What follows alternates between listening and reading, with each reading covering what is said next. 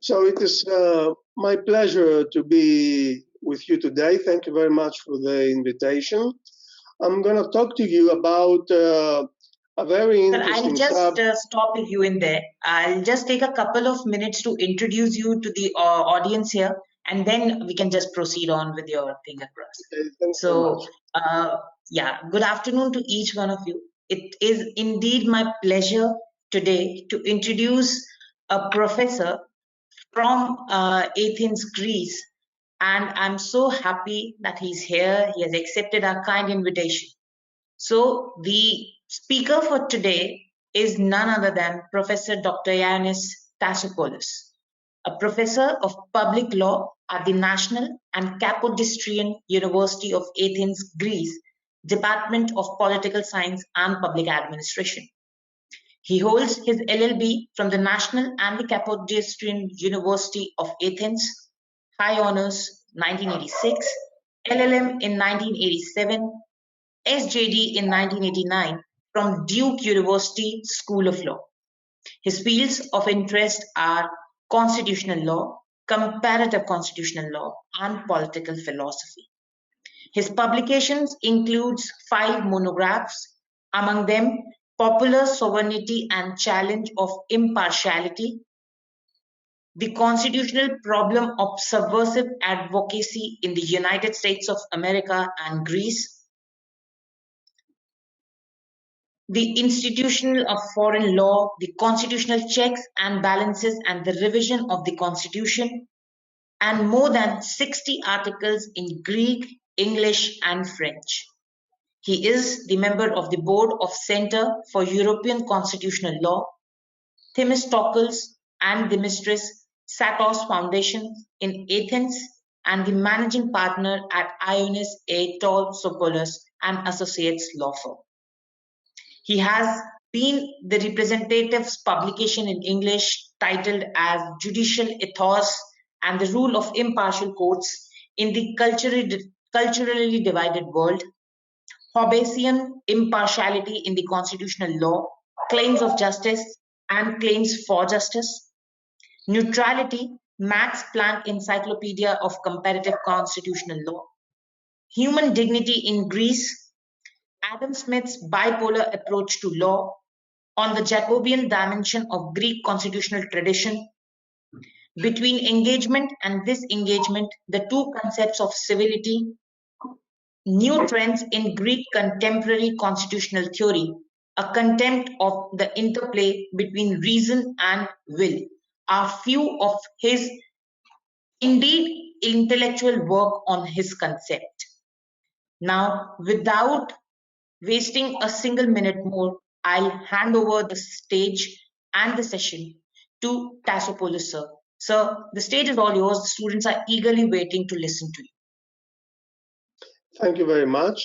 As I started saying before, I'm honored and it's a great pleasure for me to be with you. It's my second meeting on the internet with your faculty and with your university. And this time I will have the opportunity to talk about a very interesting subject, which has important significance both for India and for Europe and Greece in particular. And this is the question of the role of the Constitution from the point of view of religious neutrality. Now, the subject is part of a broader issue, of a broader topic, which is the role of the Constitution in multi-ethnic societies. But there we have to distinguish between two significant aspects which separate this topic. The one is whether you talk of minorities per se, where the minorities claim to have collective rights and have a kind of collective representation, or whether you talk about the role of the institutions of the state, including a Supreme Court, in the regulation and in determining the limits of the principle of secularism within society among the various sectors of society. Now, to start with some input, in Greece, we have both problems in the sense that we also have a religious minority, a Muslim religious minority in the northern part of Greece, which is composed of various ethnic elements. And we also have a common across Europe problem of how to handle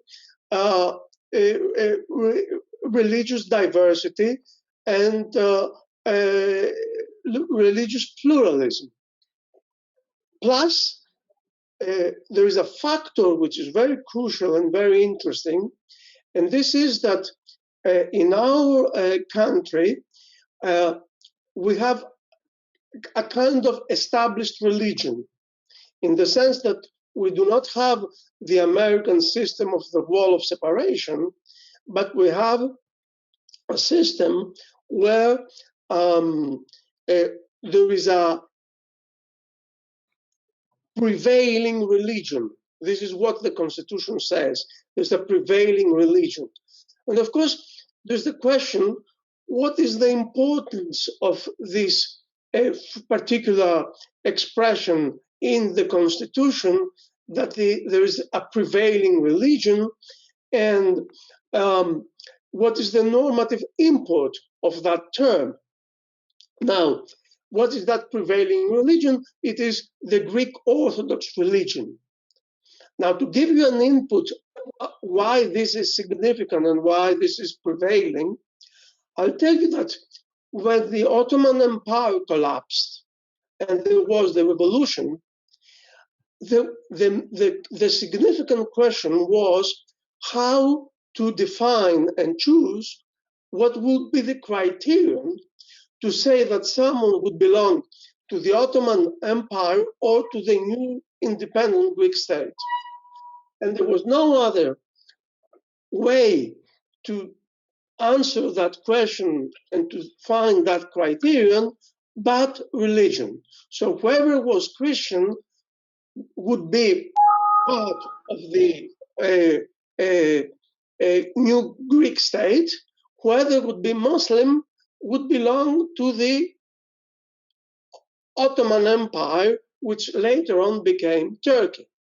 So you see, there is a very strong interconnection between citizenship and religion, and for historical reasons. So it is interesting enough that the case law, the jurisprudence of the European Court of Human Rights in Strasbourg, which is the system which protects regionally in Europe under the umbrella of the Universal Declaration of Human Rights, within the context of the Council of Europe, across Europe, fundamental rights, this jurisprudence developed out of the so-called Greek cases.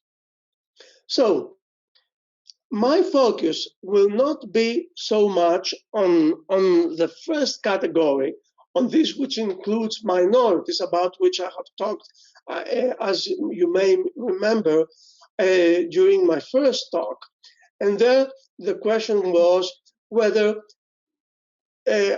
applying the Muslim law Sharia in a region of Europe is something compatible with the European Convention and with secularism. My focus today will be, and you may recall that the court did not answer, the European court did not answer this issue. They said that in any case, a member of a minority, and this is a bridge which brings us to our discussion, a member of a minority has the right to claim for himself or herself the application of the general rules which cover and apply to every other citizen. Therefore, minority legislation cannot be exclusive, cannot exclude the applicability of general common law for every other citizen, valid for every other citizen. And of course, this had a very important, had great importance in case of property law, estation, and stuff like that, which had to do with inheritance. Now, going to the topic that I said before, before proceeding, there is also another dimension which has to do with political societies where their multi-ethnic character is constitutive.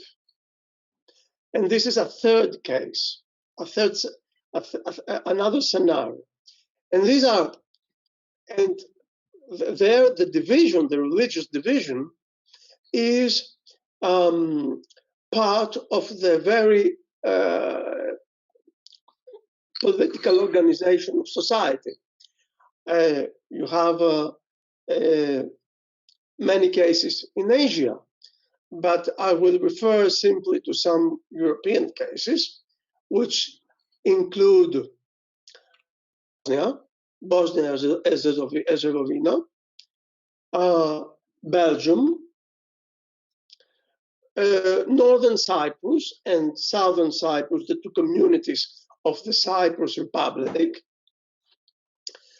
where you have Turkish and Greek Cypriots.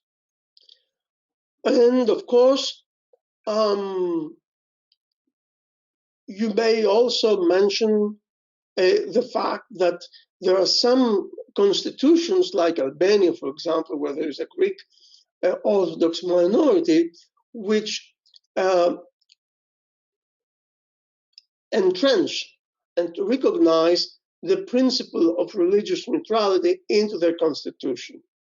From what I know, India, at the beginning of its independence, the constitution did not say expressly, did not mention expressly neutrality, but later on it was added within the constitution as a written principle. Now, the difficulty in the discussion of religious neutrality and of religion in general as a topic of political division is, I think, very specific, and it is central if one wants to understand how religious neutrality developed. And what is the problem? The problem is that from the point of view of a secular state, and for the point of view of the secular obligations of citizenship associated with the state, it is very difficult, or at better, impossible, to develop a discussion which is neutral and which is grounded on reason if one implicates and if the political discussion is impregnated by religious creeds, by religious ideas, because religious ideas are something that you have to share. If you do not share, if you are not indoctrinated into the religious dogma, then you cannot participate in the discussion. And by having this difficulty, by finding yourself in this predicament, citizenship, which implies specific secular obligations among the citizens of a society, cannot really function, because you introduce into the discussion, the public sphere, the public discourse, elements which I cannot follow unless I convert in your own religious system. And by making such a conversion a requirement of a valid and effective participation in the public discourse, then you essentially create sectarian divisions and you exclude big parts of the population, of the people, eroding and undermining citizenship.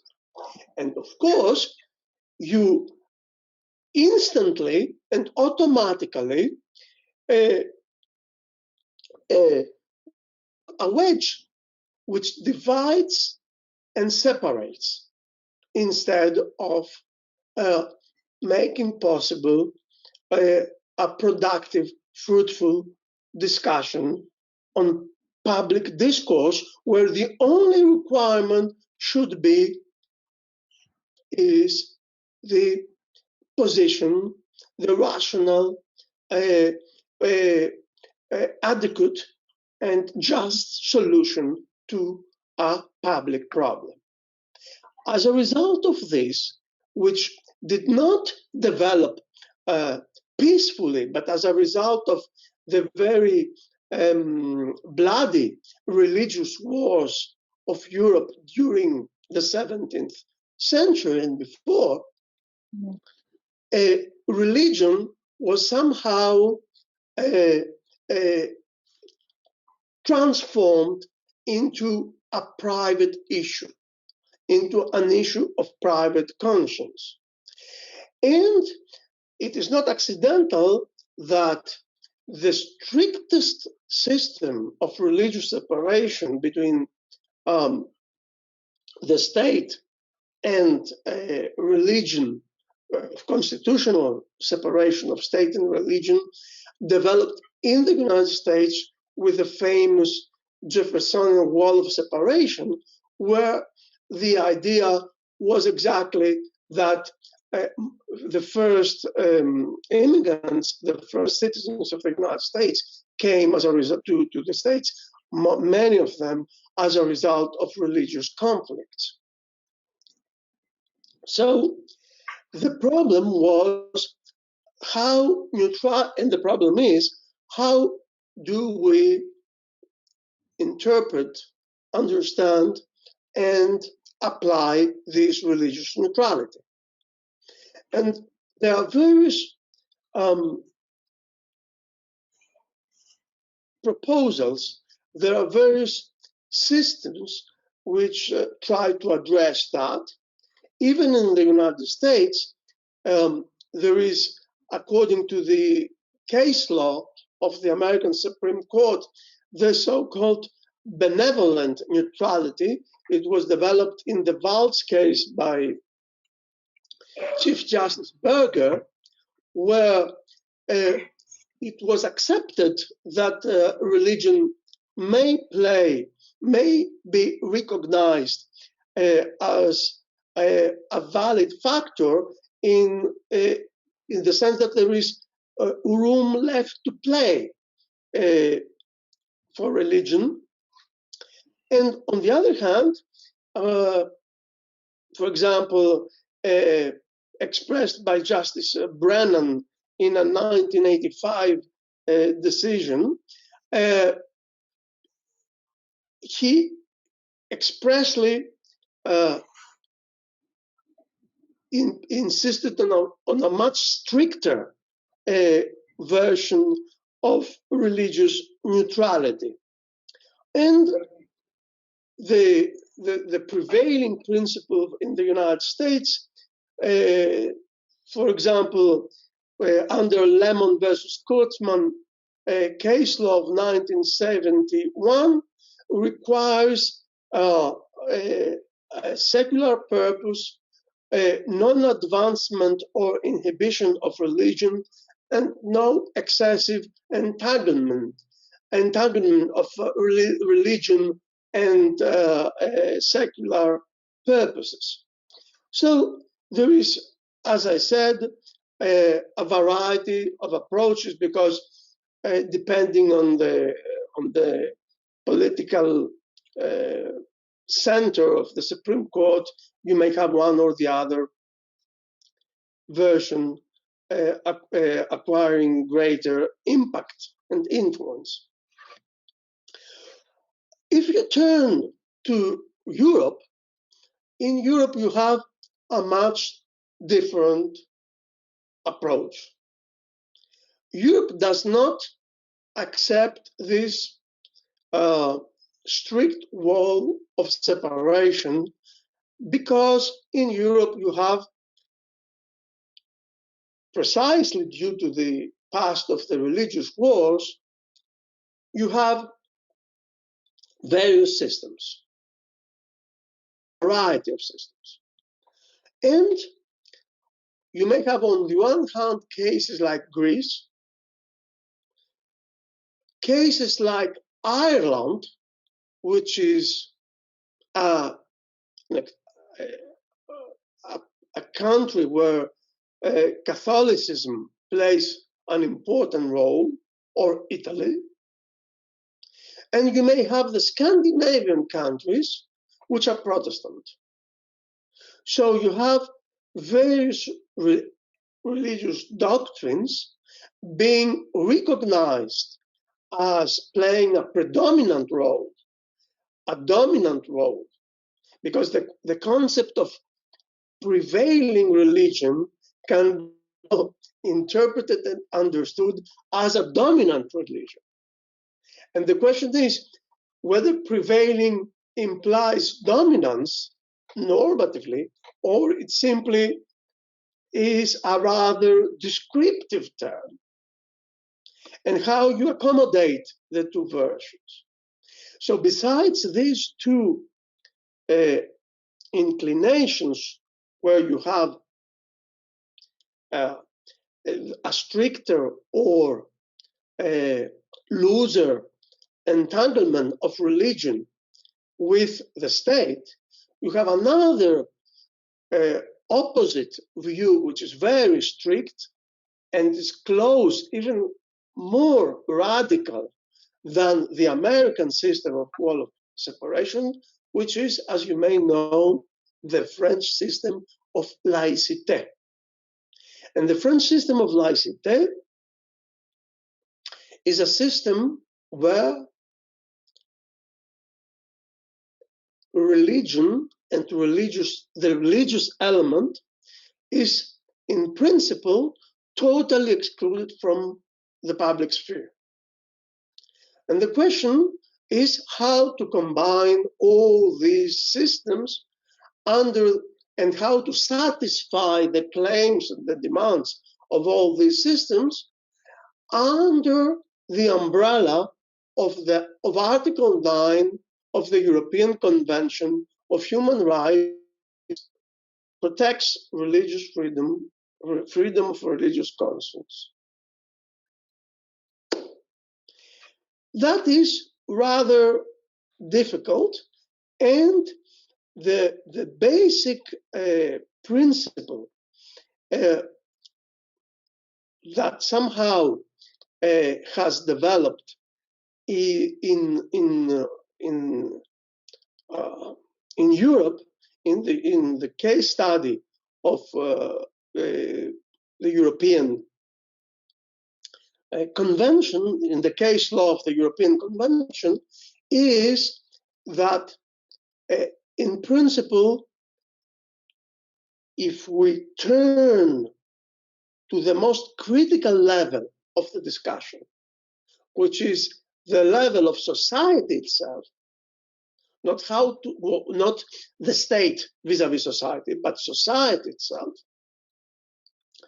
the various sectors of society, the various religious sects, should show a principle of mutual toleration, understanding, and a kind of benign attitude which prohibits and excludes hate, which prohibits and excludes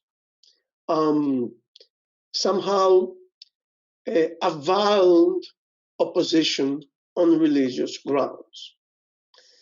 This is far from simple because it interferes significantly, not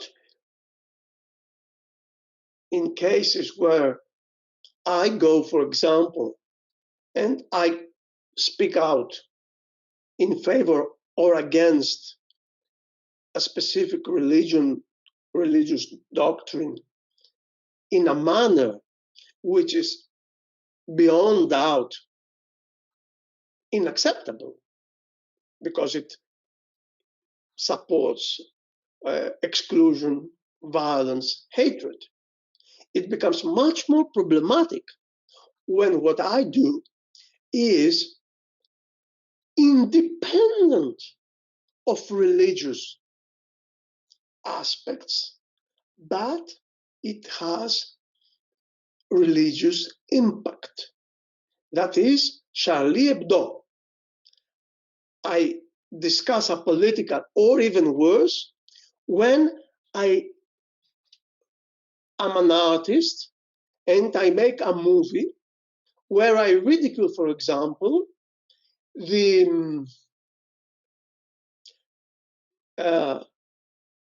impact of religion on sexual relations, or on the position of women in society, or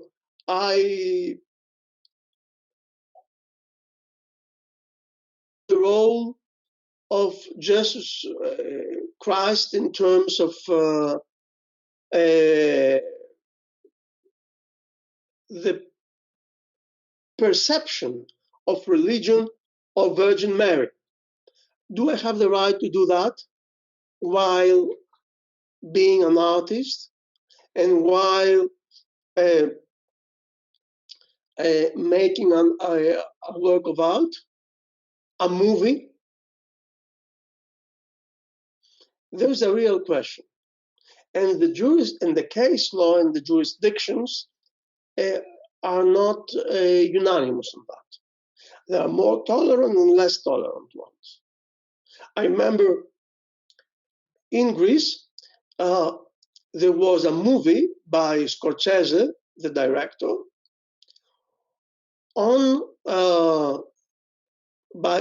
based on a novel by a well-known Greek author, Kazantzakis. And that movie had to do with the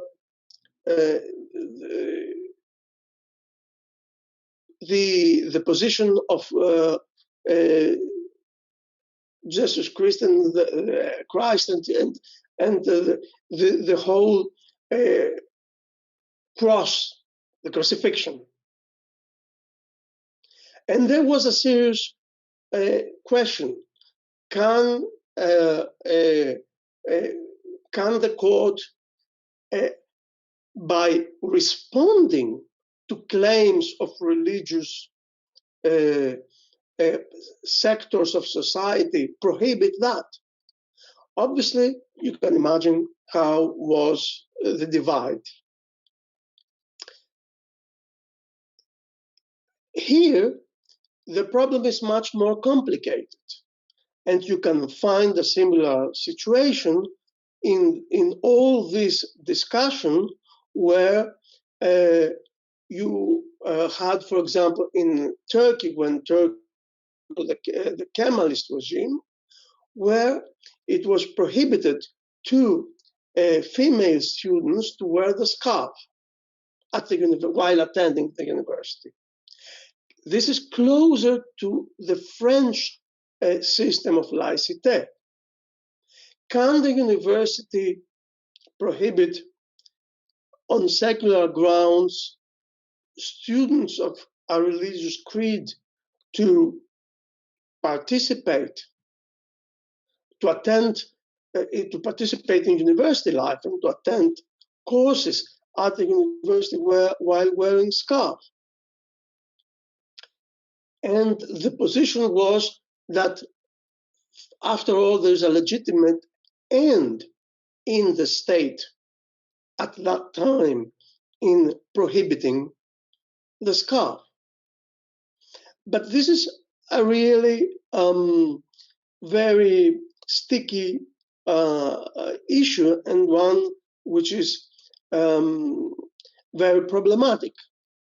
And of course, this becomes even more serious when you turn to a political party which tries to impose somehow a religious program which is not compatible with secular with a secular constitution. And that was the case of the Refah Partisi, the Welfare Party, in 2003 judgment of the European Court of Justice, of Human Rights, excuse me, where the basic idea was that you cannot have, in a manner which is compatible with the system of the European Convention of Human Rights, a party which tries to promote the Millet system, that is, the division of society according on the basis of religious grounds, where the basic rights of citizens would differ on the ground of their religious attendance, of their religious participation. So these are some very important aspects which raise the issue of neutrality. Now, on the other hand, the question can be raised from the point of view of the state, because you may have stricter or looser prohibitions from the point of view of the conflicts, the level of conflict that you tolerate between the various sectors of society.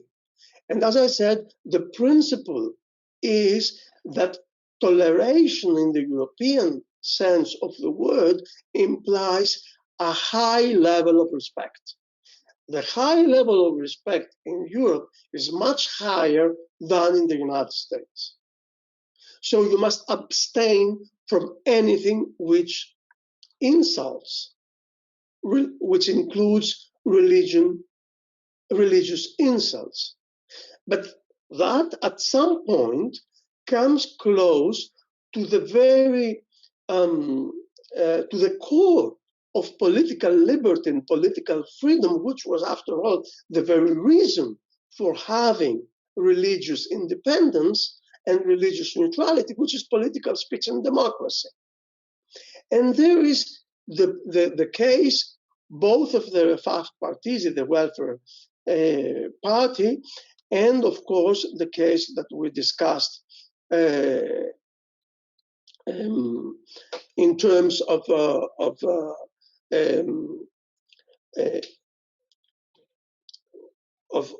religious hatred. And this is a case that, as we will see, appears also in India as a problem. And from our point of view, India is extremely interesting. But before turning to India, I will tell you that the European position is that, in principle, the state must not get involved into cultural, educational, and religious conflicts. Neutrality means that these matters should rather be left to religious organizations themselves, or they should develop within the atmosphere of tolerance that I mentioned before, within society itself. But the really most challenging case in terms of European law developed as a result of a case which involved the doctrine of religious neutrality in the form of laicite in France. Because there, what happened is that the courts were somehow, the European Court of Human Rights was forced by the very argument of the French government to face directly a claim which left no way out to the court but to address the real problem.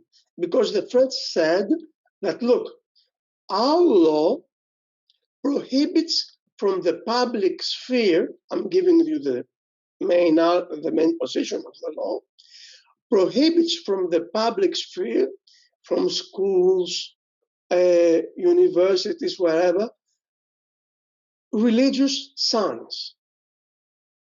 So you cannot wear a scarf, you cannot wear a big cross if this reveals your religious affiliation.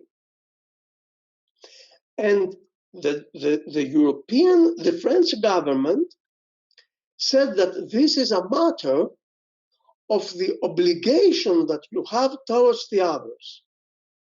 And this obligation towards the others means that you better abstain from revealing your religious affiliation in a matter which violates the laicite, this time not merely as a principle of state neutrality, but as a principle of neutrality within the public sphere of a secular society. And this, of course, brings you, and the state, from its part, has the right to enforce this right of the others, this legitimate claim of the others for abstention from the public sphere of religious interferences, with abstention with religious interferences. And the European Court of Human Rights reluctantly, because you have, on the other hand, the right of privacy, the right of religious freedom, because this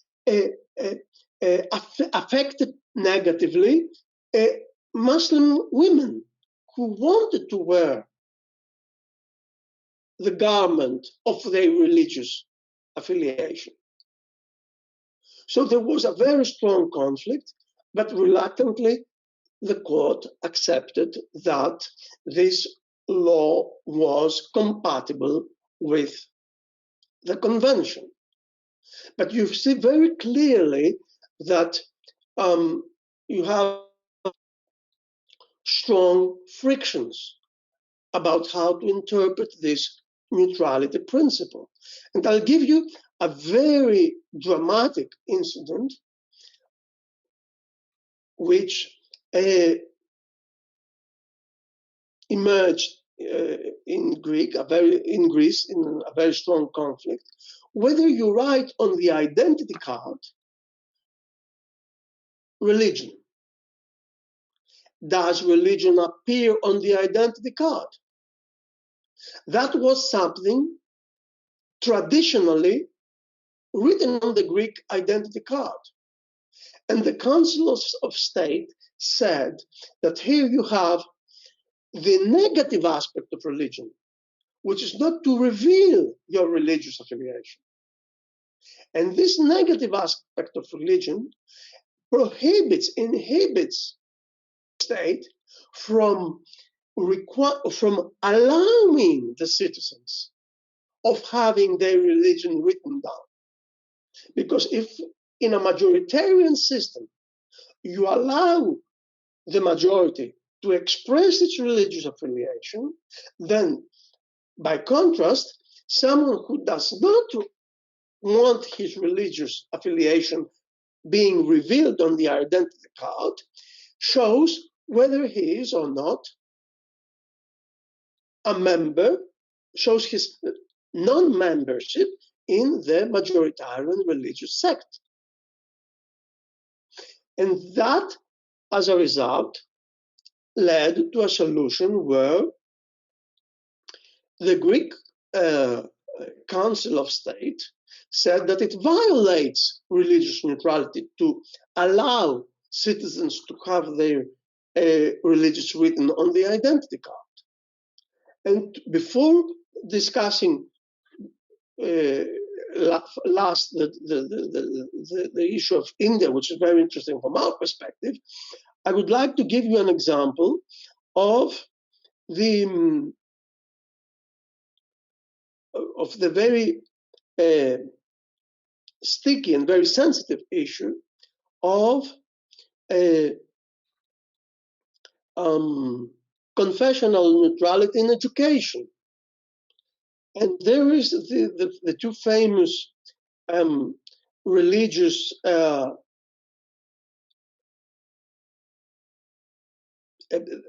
the two famous interpretations of religious neutrality in the case of Lao Tzu and others versus Italy. The one was in 2009, and there the court said that religious neutrality and religious impartiality prohibits indoctrination, and such indoctrination occurs when you have a cross in the classroom. And we speak now of Italy, where all classrooms had the cross, the Catholic cross. And then you have an intervention of religious minorities, and not only, and religious parts of the religious majority, who combine their action, saying that this, in fact, leads to a situation where diversity is totally excluded. But neutrality does not mean total erasing of diversity. And you have to accommodate neutrality with diversity. And after all, this is the purpose of federalism. Because otherwise, why having federalism?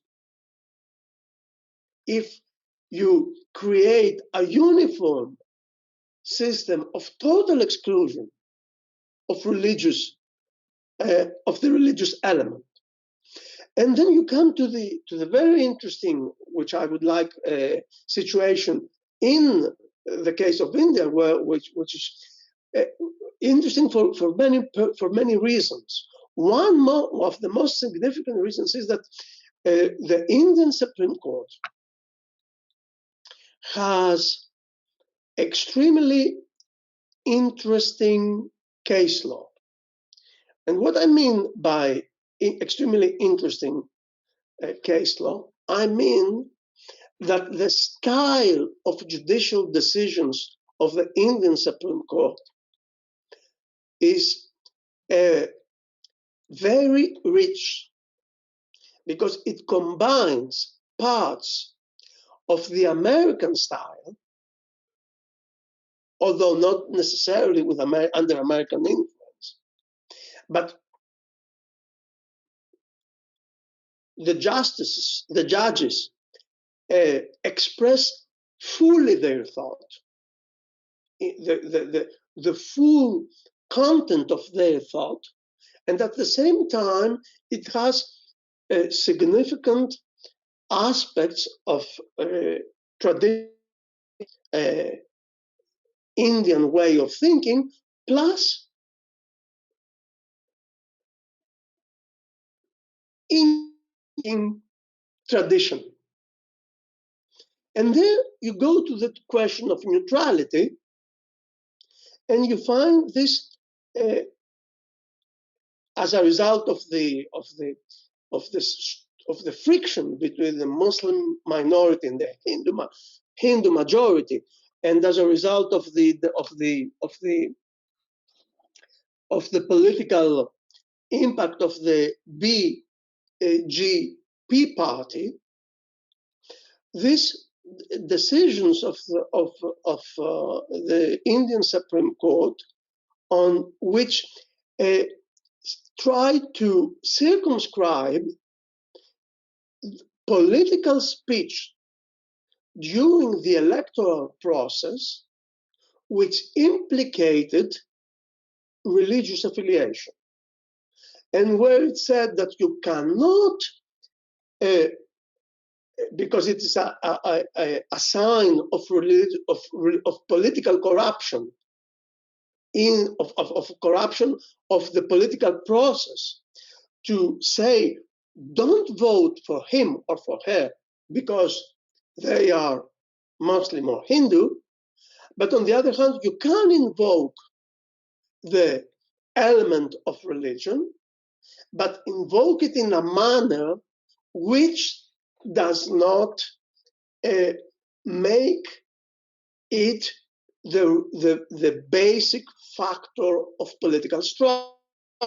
Now the question is how really you can accommodate with a satisfactory element of predictability such a complicated and nuanced criterion, where you say, don't tell him, don't vote for Tassopoulos because he's Greek Orthodox or because he's atheist or he. You have the right to invoke that Tassopoulos is whatever is his religious affiliation, but don't do it, don't overdo it, don't make a big deal of it, because then this is corruption. I don't know whether I understand correctly the Indian position on this matter, but it is really a very, as I understand it, very characteristic and typical case of a situation that we face in Europe as well, as we saw in the case of French laicite, in the case of the Laozi case in Italy with the cross in the classroom and in the context of education, where the point is that if you allow the wall of separation to start breaking, if you allow breaches, then it is very difficult to keep the separation between religion and the state, and to protect religious neutrality as a constitutional principle, and this finally undermines the secular state, finally undermines democracy, and finally opens the door to religious populism, which is the worst case of populism ever. Thank you very much.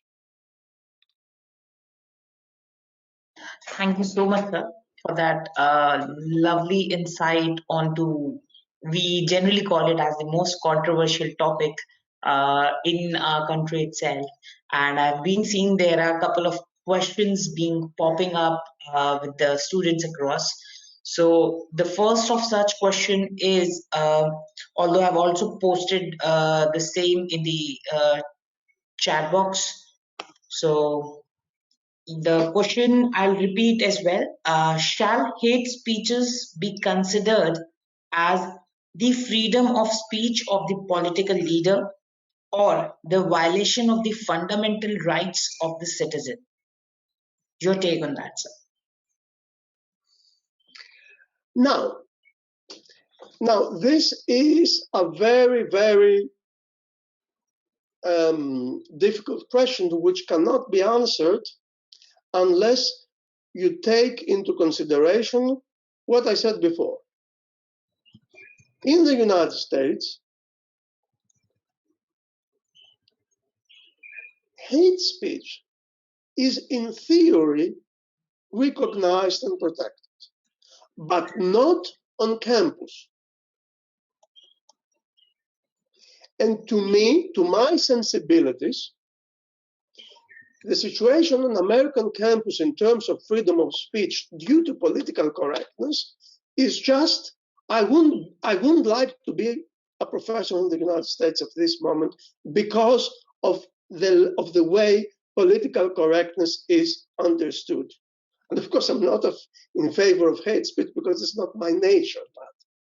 But there is a problem with what is hate speech, because we don't speak really of hate speech, but we speak of extreme examples of political correctness, which is something else. Now, so if you speak in the wide public sphere, in the wider public sphere, hate speech in the States is protected, but not in specific contexts, in a specific context like that. If you turn to Europe, hate speech is not protected; it is prohibited. But the real question there is, again, how you distinguish it from enforcing political correctness.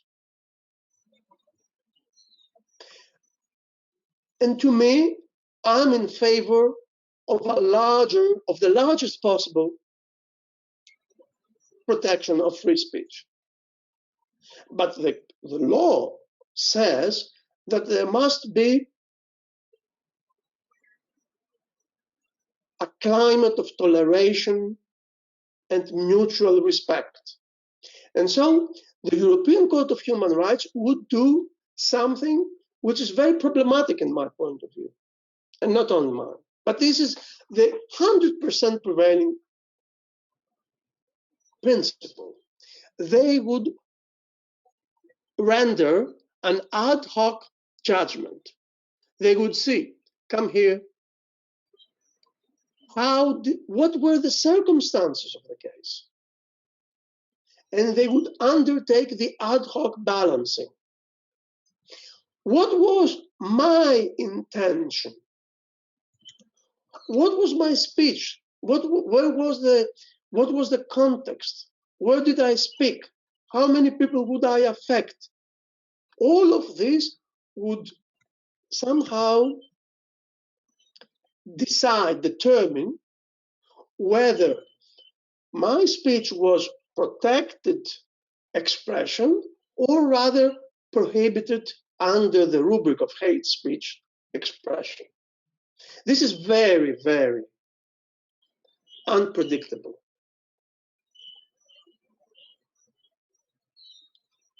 No legal certainty. And I don't think that this is good. I think that we should have the right to express ourselves, but of course this does not allow hate, incitement to hate crimes. That's my... Yeah. Thank you. No, so thank you so much for that clear insight on the question. So we have two more questions. The second question I'm just posting on the chat box. I'll also repeat. Which country's approach would you rate as the best approach to resolve this burning issue? Very interesting question. Very interesting question. I would ask with a rhetorical question in terms of an answer. Which shows exactly the perplexity of the issue. Is an answer, the same answer, appropriate for every situation? I'll tell you something which is part of my constitutional way of thinking, my reflection on the psychological requirements of constitutionalism. I think that there are two kinds of people, two categories. There are people who understand from words, they can follow right reason and you can convince them. And there are people who want countermeasures, checks and balances. I mean, I may tell you it's not good, it's not reasonable. If you want to do it, you will do it. You see it with kids. You tell them hundreds of times what's the right thing to do. But if you tell them you may suffer that, you see that with COVID again. They tell you, only if something happens to me, I'll be convinced. This is the evidence that I follow. And I think that the situation is as following. It applies to the question as well. Ideally, a system where people would be able to discuss openly and develop their ideas, showing their differences, is the best one. And in such a system, people would, for example, emphasize the fact, which I want to emphasize, without being considered as following hate speech, that the position of women in some versions of Muslim religion are, from my point of view, totally inconsistent with the principles of political equality and constitutionalism. I want to be able to say that. But this doesn't mean that in the same way that I am willing to say that some aspects of Christian religion may be totally unacceptable. So it's good to be able to criticize religion. The problem is when people become so fanaticized, when this, as a result of the historical developments and of the political developments of society, this leads to violence. And of course, when you reach such situations, then the appropriate system changes. And it becomes necessary to curb liberty and to check it more.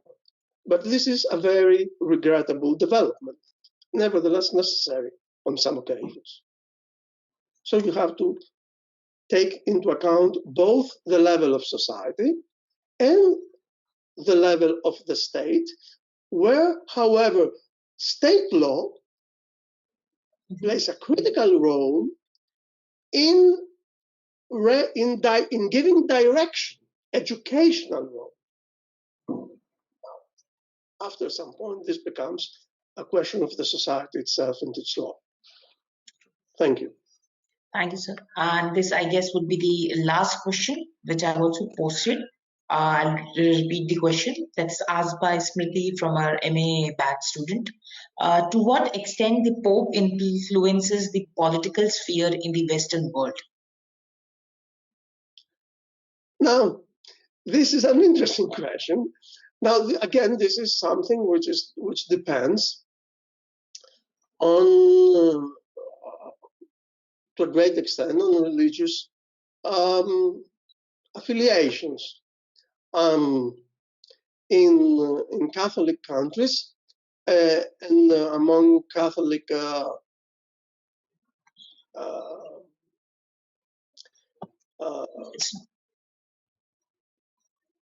citizens, it may exert a very strong influence. But the fact is that the European societies become more and more secular societies. And but that does not mean that the Pope has no significant political influence. But again, I don't think that this political influence, the terms of the discussion, as said before, in terms of the relationship between Lakecity in France, which is a Catholic state predominantly, or the case of Ireland, where you saw that there was a vote which was not a popular vote, which was not consistent with popes, with religious principles, with religious positions on some critical matters. So societies are not really directed or controlled by what the Pope says. Yes. I hope Smriti's question would have been. So I hope her question would have been answered, and I totally agree with you as well that when it comes to the authorities like Pope, and their impact on the Catholic society itself, they themselves have evaded themselves from the political side itself. So that is one of those particular features, and how a religious leader should and shall process across. Because what they're exactly there for, they're not there for the political purpose. I guess that would be, yeah, we were saying something, sir. I want to add one thing, and I think it's totally legitimate for the Pope to influence people who follow the Catholic religion, because after all, why not? I mean, this is part of the role. I mean, it's one thing to recognize the role of religion within the state, and it's a different thing to recognize or not to recognize and try to eradicate and eliminate the role of religion from society. I'm not saying that necessarily. I have my position, as you may have yours. But from the constitutional point of view, the point is not whether people are religious or not. The point is whether the state has the right and under what principles to regulate and to restrict the religious expression, or to restrict the religious expression of others because some are religious and are offended.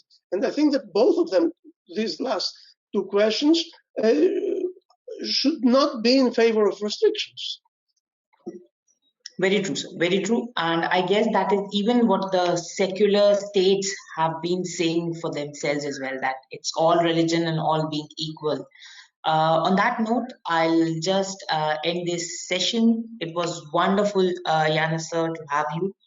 And it's always a pleasure listening to you. It's always such an ease, and the topics even that you have taken has been like we have been debating day and night here on the news channels and other places, but with such ease. And believe me, sir, the research of yours when it comes to the US things or the European courts, and this time also including the Indian Supreme Court and its judgment there was bang on target. So I am pretty sure that the audience, in form of our students, in form of the students from the entire university, faculty members, they have thoroughly enjoyed this session. And not only that, have gained a knowledge being these students for public policy and public administration per se. So with all the profound happiness and my wholeheartedly thank you and gratitude for accepting our invitation, for being there and standing as more than as a friend for us rather than being a professor there. So thank you so much, sir.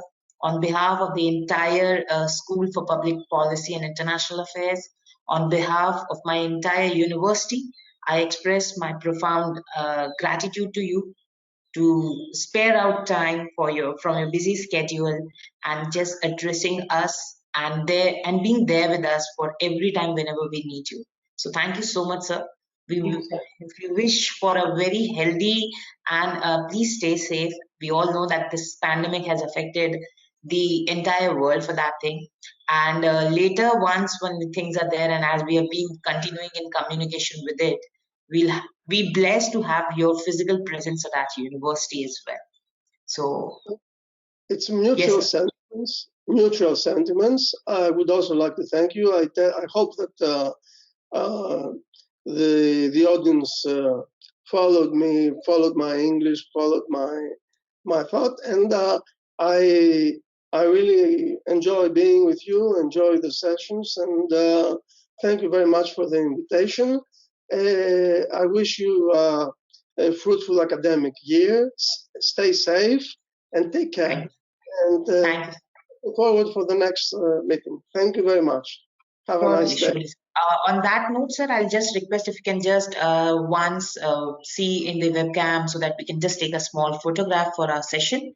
And that will be really nice. So if you can just view once towards the camera where your camera thing. Yes, sir. So that will be really nice. Yeah. I request you to come. Yeah, perfectly, sir. So thank you so much, sir. Thank you so much for that lovely moment. I'll share the pics with you. So that will be our pleasure as well to have you there. So thank you so much, sir. And on that note, I'll request every audience as well. Thank you so much for being a patient listener. And thank you for your questions. I hope the questions have been very well answered with sir. And I thank my fellow panelists, my faculty members as well to join there. And on behalf of entire of my faculty, school, and the university, once again, thank you so much, Yannis, sir, for being there. Bye-bye. Bye, sir. Take care.